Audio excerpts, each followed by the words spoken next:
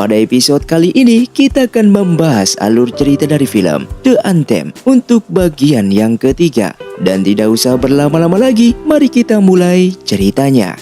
Film pun dilanjutkan dengan diperlihatkannya Wuxian yang mendapatkan undangan resmi untuk mengikuti acara perayaan tersebut. Oleh karena itu dia pun sangat senang dan kemudian segera bergegas untuk membeli oleh-oleh untuk keponakannya. Namun di tengah perjalanannya itu mereka dihadang oleh salah satu anggota sekte emas yang bernama Si Jun. Dia pun menuduh Wuxian telah mengirimkan kutukan kepadanya. Lalu Wuxian pun langsung menolak tuduhan itu dan kemudian menantang mereka semua untuk bertarung.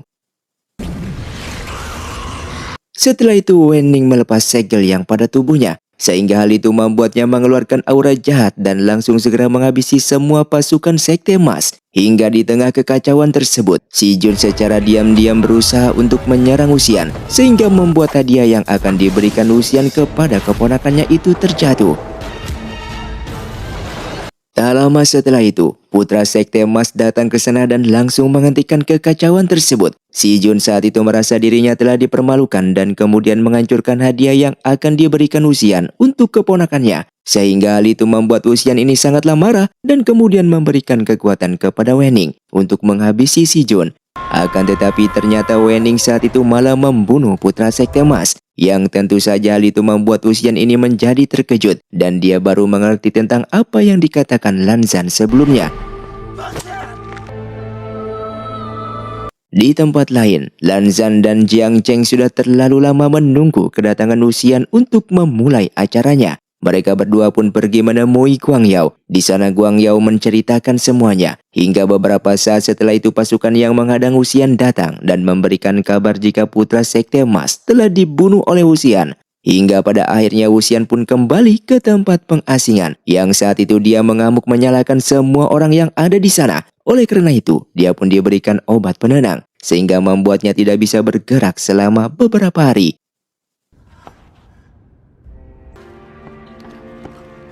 Sedangkan Wenqing dan Wenning berniat pergi ke sekte emas untuk mempertanggungjawabkan kejadian tersebut. Namun tak lama setelah itu obat penenang itu telah menghilang. Wuxian merasa sangat bersalah dan kemudian dia pergi ke sekte emas, berharap saat itu dia akan bertemu dengan kakaknya. Sesampainya di sana, dia pun mendapatkan kabar jika semua orang di tempat pengusingan telah dihabisi oleh sekte emas. Setelah itu Wuxian mencoba berniat untuk menyelesaikan masalah. Dia pun pergi menemui para pemimpin sekte yang saat itu sedang melakukan sebuah rapat. Di sana Wuxian mencoba membenarkan kejadian kemarin, yang dimana saat itu dia hanya membela diri, sehingga tanpa sengaja membuat putra sekte emas terbunuh. Di tengah pembicaraan itu ada seseorang yang melepaskan anak panah kepada Wuxian. Hingga pada akhirnya hal itu memicu sebuah peperangan di antara semua sekte dengan Wuxian. Lalu Wuxian menggunakan kekuatan roh jahatnya untuk mengendalikan seseorang yang ada di sana. Sehingga hal itu membuat mereka semua saling bertarung satu sama lain. Namun saat itu kekuatan roh jahat milik Wuxian tidak ada satupun yang mengganggu sekte Jiang.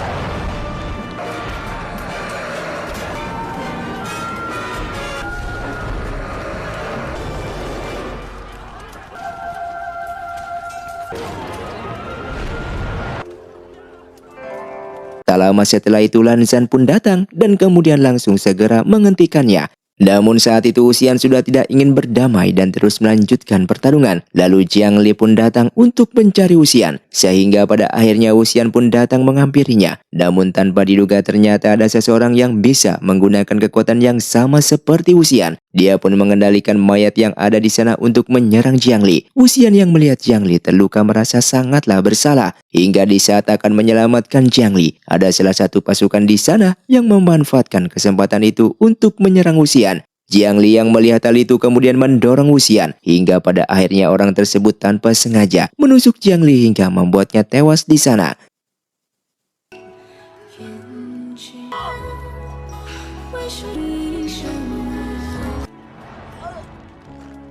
Di saat kondisi mentalnya yang sedang terguncang, semua orang di sana malah terus memprovokasi Wuxian. Wuxian yang sangat emosi kemudian menggunakan seluruh kekuatannya. Lalu dia berniat membuang jimat Yin. Semua dikarenakan tujuannya selama ini tidak pernah sama dengan para pemimpin sekte lainnya. Hingga di saat Wuxian membuang jimat Yin, seluruh sekte saling memperebutkan jimat tersebut. Bahkan mereka tidak memandang siapa kawan maupun lawan.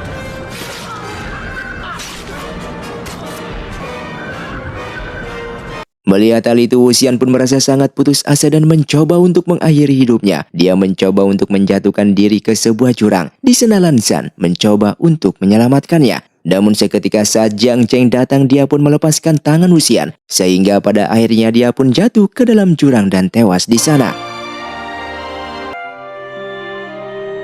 Singkatnya kembali ke masa sekarang, Wuxian yang telah dihidupkan kembali menggunakan tubuh orang lain. Lan Zhan yang saat itu telah mengenali penyamarannya. Lalu kemudian dia pun menceritakan di saat sebelum kematiannya tersebut. Jiang Cheng saat itu terus mencoba mencari Wuxian di dasar jurang dan terus berharap jika Wuxian ini masih hidup. Keesokan harinya mereka berdua ini mendapatkan laporan tentang roh pedang yang mereka bawa saat itu sedang mengamuk. Dengan cepat mereka pun langsung segera pergi ke sana. Sesampainya di sana mereka menggunakan kekuatan untuk menyegel pedang tersebut. Yang ternyata pedang itu telah terinfeksi kekuatan dari Jimatin. Bahkan pedang itu juga memberikan sebuah petunjuk yang mengarah ke sebuah tempat. Yang dimana tempat itu berada di sekte raya. Lalu dengan cepat mereka pun langsung segera pergi ke tempat tersebut. Sesampainya di sana, Wuxian bertemu dengan seorang pedagang yang menggunakan gambar dirinya sebagai menangkal kutukan. Tak lama setelah itu datang Jingling, keponakan Wuxian yang saat ini sudah dewasa. Di sana dia menghajar pedagang tersebut dikarenakan dia sangat membenci Wuxian dan ingin membalaskan dendam kepadanya.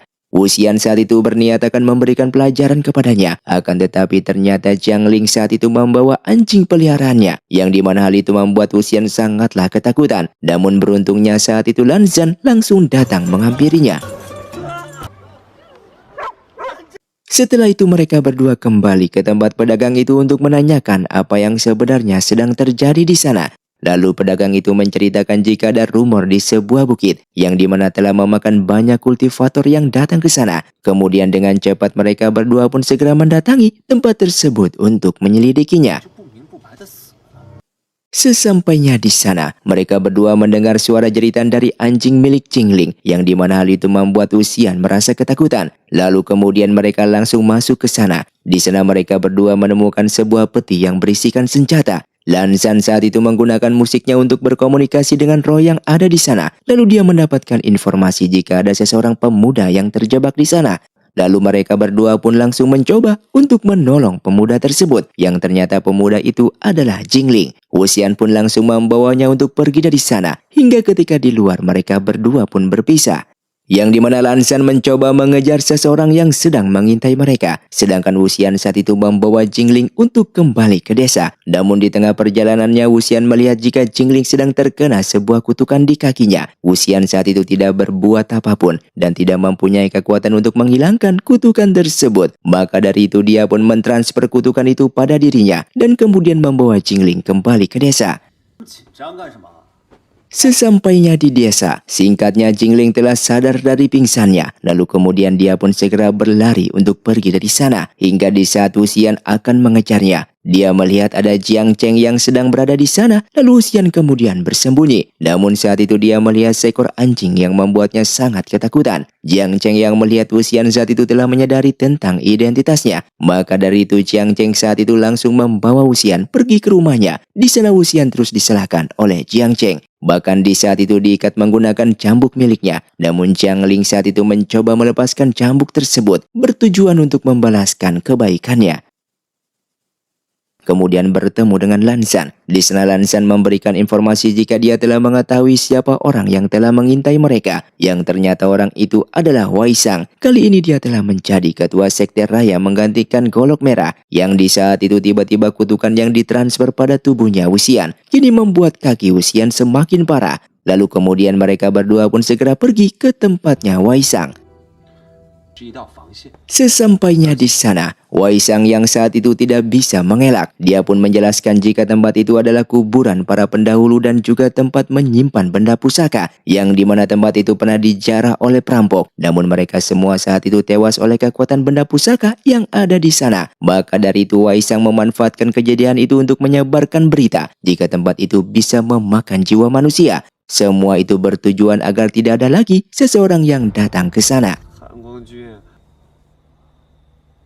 Lalu setelah itu mereka pun pergi ke sana. Namun setelah diselidiki ternyata jasad dari Tuan Golok Merah dan senjata pusakanya sudah tidak ada di sana. Mereka pun curiga jika roh dari pedang yang sedang mereka selidiki ada hubungannya dengan kejadian ini. Maka dari itu mereka pun memutuskan untuk melanjutkan perjalanan.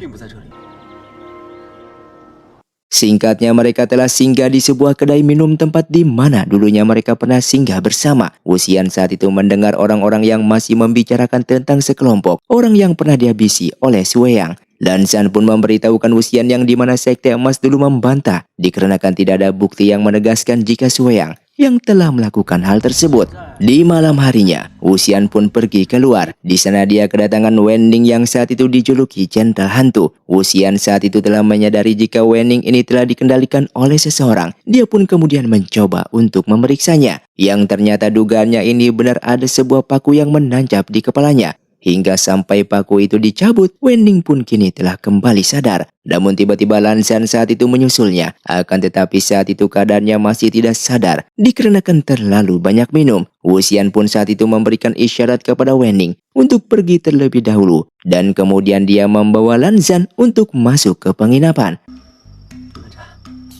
Sesampainya di dalam, ada seseorang yang mengikuti mereka. Lan Zhan pun berusaha untuk menghentikannya. Namun orang tersebut tiba-tiba menggunakan kekuatannya dan berhasil lolos dari mereka. Sedangkan Wuxian dia menyadari jika orang tersebut telah mengetahui semua jurus yang dipakai oleh Lan Zhan. Dia pun beranggapan jika orang tersebut adalah orang yang mereka kenal. Sehingga keesokan harinya mereka berdua pun melanjutkan perjalanannya. Mereka berdua terus mengikuti petunjuk yang diberikan oleh roh pedang. Hingga mereka sampai di suatu tempat yang dijuluki Kota Peti Mati. Yang dimana tempat itu dirumorkan adalah wilayah yang terkutuk. Sehingga tidak ada satupun orang yang berani masuk ke sana.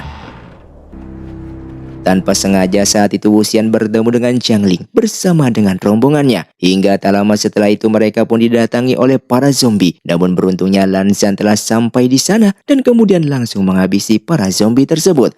Setelah itu kemudian muncul seseorang misterius yang sedang mereka kejar. Dengan cepat Lan Zhan pun langsung segera menyerangnya. Sedangkan Wuxian saat itu membawa Ling Jing bersama dengan rombongannya. Semua itu dikarenakan ada seseorang dari mereka yang terkena kutukan dari zombie yang menyerang mereka. Setelah itu mereka masuk ke dalam sebuah rumah di salah satu warga di sana. Di saat itu mencoba untuk membuat obat penawar dari kutukan zombie tersebut. Lalu ketika dia sedang berbicara dengan pemilik rumah itu, Wuxian merasakan ada suatu keanehan. Dia pun menyuruh semua orang di sana untuk berhati-hati dikarenakan mereka ini sedang berada di wilayah yang asing. Di saat sedang menunggu obat penawar itu selesai, Wuxian bertanya kepada Jiangling mengapa dia bisa sampai di kota ini. Lalu dia pun menjelaskan jika dia mendapatkan suatu petunjuk aneh yang membawa mereka sampai di kota ini. Wuxian pun merasa curiga di mana ada seseorang yang sengaja membawa mereka ke sini yang bertujuan untuk bertemu dengan Wuxian dan juga Lan Zhan. Hingga di saat sedang membagikan obat penawar kepada orang yang terkena kutukan, mereka pun mendengar suara langkah dari kaki luar yang pada awalnya mereka mengira itu adalah serangan dari roh jahat. Namun ternyata suara itu berasal dari seorang wanita buta. Setelah itu datang kembali seseorang yang lain yang sedang terkena kutukan. Mereka pun kemudian langsung segera membawanya masuk. Yang ternyata orang itu adalah Xin Chen, orang yang pernah menangkap Sueyan di masa lalu. Wuxian saat itu merasa aneh dikarenakan dia mendapatkan rumor jika dia telah tewas karena penyakit. Lalu muncul satu orang temannya Xin Chen yang bernama Song Lang. Namun saat itu kondisinya sudah menjadi zombie dan saat ini sedang dikendalikan oleh seseorang. Kemudian Wuxian pun menggunakan kekuatannya untuk mengajak roh itu berkomunikasi. Lalu Wuxian mendapatkan informasi jika ternyata mereka berdua ini telah mati dan orang yang mengendalikannya itu adalah Xin Chen. Dari sinilah terungkap ternyata dia bukanlah Xin Chen, melainkan Sueyang yang menyamar menjadi Xin Chen. Dia mengancam semua orang untuk pergi dari sana dan kemudian mengajak Wuxian untuk membangkitkan Sun Lan. Namun saat itu Wuxian langsung menolaknya hingga pada akhirnya Sueyan saat itu langsung mencoba untuk memaksanya. Dan beruntungnya saat itu Lan Zhan datang dan langsung mengambil pedang miliknya yang terjadilah pertarungan di antara mereka. Sedangkan Wuxian saat itu membawa rombongan Jiangling untuk pergi dari sana.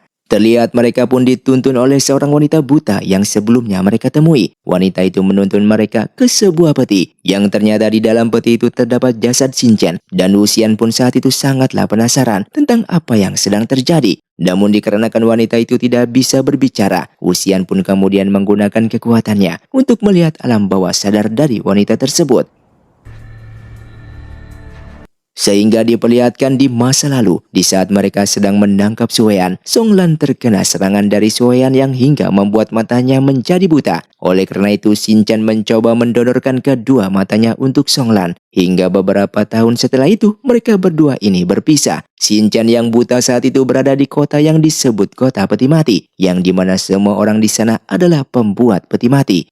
Kemudian di sana dia bertemu dengan seorang wanita yang bernama Jing. Hingga suatu ketika mereka menemukan Suean yang sedang terluka. Shinchan yang tidak mengetahui jika dia adalah Suean langsung membawanya ke rumah mereka. Sampai saat Suean ini telah sadar dari pingsannya. Dia melihat Shinchan yang tidak mengetahui identitasnya. Maka dari itu dia mencoba untuk memanfaatkan kesempatan tersebut.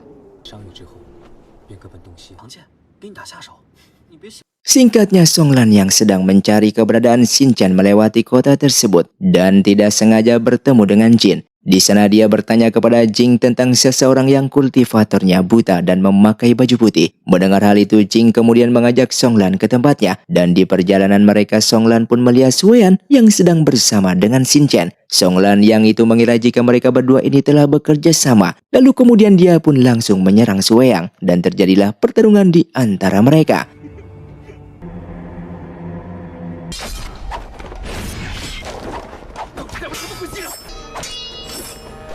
Di sana Suean mencoba menggunakan kekuatannya untuk merasuki dengan roh jahat dan memotong lidahnya. Yang ternyata Shinchan yang buta telah memberikan kekuatan kepada pedangnya untuk mendeteksi roh jahat. Sehingga roh jahat yang masuk ke dalam tubuh Songlan terdeteksi oleh Shinchan. Dia pun keluar dari rumah dan kemudian langsung menyerang Songlan hingga membuatnya tewas. Semua itu dikarenakan dia menganggap jika Songlan ini adalah zombie yang akan menyerang desa tersebut.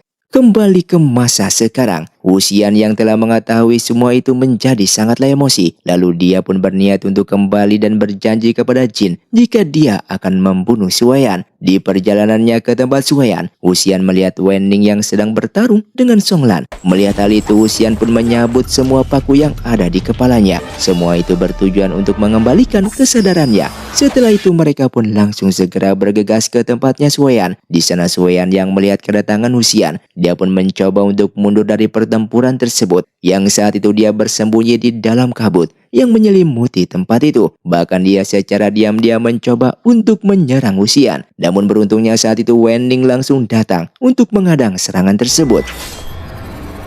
Suean yang sedang terluka saat itu melihat ada Jin yang berada di sana. Dia pun sangat kesal dan kemudian menusukkan sebuah pedang ke arahnya. Sedangkan Wuxian saat itu langsung menghampiri Jin yang terkena serangan dari Suean. Di saat itu Suean yang masih bisa bergerak memanfaatkan kesempatan itu untuk melakukan serangan. Namun beruntungnya saat itu Lan Shan langsung datang dan menebaskan pedang hingga membuat Suean ini tidak berdaya. Lalu seketika tiba-tiba orang misterius pun datang ke sana, yang di saat itu mencoba mengambil jimatin yang ada di tangannya Suean. Lalu kemudian langsung pergi dari sana.